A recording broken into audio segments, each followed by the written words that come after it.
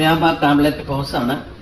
ഇത് 10.1 ഇഞ്ചിന്റെ ടാബ്, ഇതാണ് 2 inch printer, അതാണ് ഹാൻഡ് ഫ്രീ ആയിട്ട് ബാർകോഡൊക്കെ സ്കാൻ ചെയ്യാനുള്ള സ്കാനർ എല്ലാം ഇതിൽ വരുന്നതാണ്. ക്യാഷ് ഡ്രോവർ ഓപ്ഷനായിട്ട് വരുന്നതാണ്. ഇത് നമുക്ക് പ്രധാനപ്പെട്ട ഒരു കാര്യമാണ് ഈ ഓൺലൈൻ സ്റ്റോർ.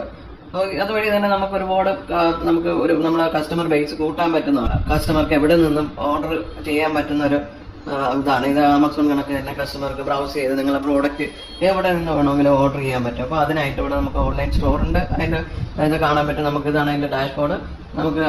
നമുക്ക് പ്രോഡക്റ്റ് എത്ര വേണമെങ്കിലും നമുക്ക് ഇങ്ങനെ സെറ്റ് ചെയ്തെടുക്കാൻ പറ്റുന്നതാണ്. അപ്പൊ ഇത് വേണമെന്ന പ്രോഡക്റ്റ് മാത്രം നിങ്ങൾക്ക് കസ്റ്റമർ കണ്ടാൽ മതി.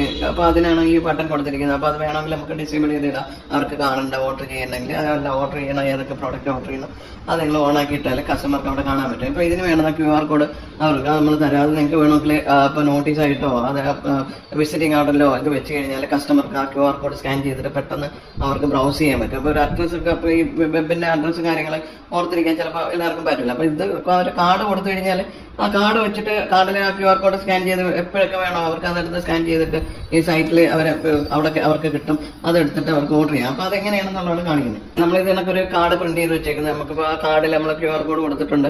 QR കോഡ് സ്കാൻ ചെയ്തിട്ട് അവർക്ക് ഇത് ഓർഡർ ചെയ്യാൻ പറ്റുന്നതാണ്.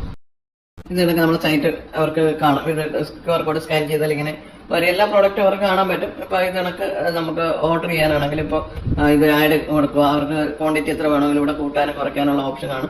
അതിനൊക്കെ ഇപ്പൊ 2 ഐറ്റം നമ്മൾ ആഡ് ചെയ്തു. ഏതൊക്കെ ഐറ്റം വേണോ ആഡ് ചെയ്യുക. എന്നിട്ട് ഇപ്പൊ നമുക്കിവിടെ കാർട്ടില് ഓൺലൈൻ കണക്ക് നമുക്കിവിടെ കാർട്ടിൽ എന്തൊക്കെ ഐറ്റം ഉണ്ടെന്നുള്ള ഇവിടെ കാണാം. അതിന്റെ ടോട്ടല് ഇതെല്ലാം ഇവിടെ വരും. എന്നിട്ട് കസ്റ്റമർ പേര്, നമ്മൾ ആരാണോ ഓർഡർ ചെയ്യുന്നത് അവരെ പേര് കൊടുക്കുക.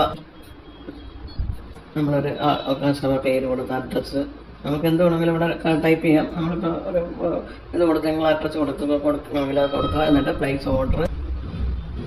ഇത് കണക്ക് നമുക്ക് ഓർഡറിന്റെ റെഫറൻസ് വെച്ചിട്ട് നമുക്ക് ഇവിടെ സ്ക്രീനിലേക്ക് ഇത് വരും. എന്നിട്ട് ഇതേ സെയിം ടൈം തന്നെ ഇപ്പോൾ നമുക്കിവിടെ നോക്കിക്കഴിഞ്ഞാൽ നമ്മുടെ സിസ്റ്റത്തിൽ ഇവിടെ നമുക്ക് അലർട്ട് കാണാം. ഇപ്പോൾ ഓർഡർ ഇവിടെ വന്നിട്ടുണ്ട്. നമുക്ക് അത് ക്ലിക്ക് ചെയ്താൽ അവർ ഓർഡർ ചെയ്തിട്ടുള്ള ഏതൊക്കെ ഓർഡറാണ് ഇപ്പോൾ വന്നിരിക്കുന്ന ഓർഡറാണ്. നമുക്ക് അത് ഓപ്പൺ ചെയ്ത് കഴിഞ്ഞാൽ നമ്മളിപ്പോൾ ഓർഡർ ചെയ്ത എല്ലാ ഐറ്റംസും ഇവിടെ നമുക്ക് കാണാൻ പറ്റും. അപ്പോൾ ഇവിടെ നമുക്ക് 2 ഓപ്ഷൻ കാണാം. കൺവേർട്ട് ടു സെയിൽ ഉണ്ട്, പിന്നെ ഡെലിവർ ഓർഡർ. അപ്പോൾ നമുക്കിത് ഇപ്പോൾ കംപ്ലീറ്റ് ആയോ നമ്മളിത് പ്രസ് ചെയ്ത് കഴിഞ്ഞാൽ ഇപ്പോൾ ഓർഡർ ഡെലിവറി ചെയ്തതായിട്ടുള്ള സ്റ്റാറ്റസ് കസ്റ്റമർക്ക് കിട്ടും. അല്ല നമുക്കിപ്പോൾ ഈ ഓർഡർ വന്ന് നമുക്കിതിനെ കൺവേർട്ട് ടു സെയിലാക്കി വെക്കാനായിട്ടാണ് ഈ ഓപ്ഷൻ. ഇപ്പോൾ നമ്മൾ പറഞ്ഞ ഐറ്റംസ് എല്ലാം അവിടെ വന്നിട്ടുണ്ട്. ഇത് കണക്ക് നമുക്ക് സ്ക്രീനിൽ കണക്ക് വരും. എന്നിട്ട് സേവ് ചെയ്യുക.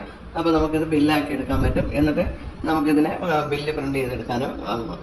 അപ്പോൾ ഇത് കണക്ക് നമുക്ക് ബില്ല് ഐറ്റംസ് എന്തൊക്കെ ഓർഡർ ചെയ്ത് ആരാണ് എന്തൊക്കെയാണെന്നുള്ളത് വെച്ച് നമുക്കിവിടെ ഓർഡർ എടുക്കാം. ഓർഡർ ഇങ്ങനെ വരും.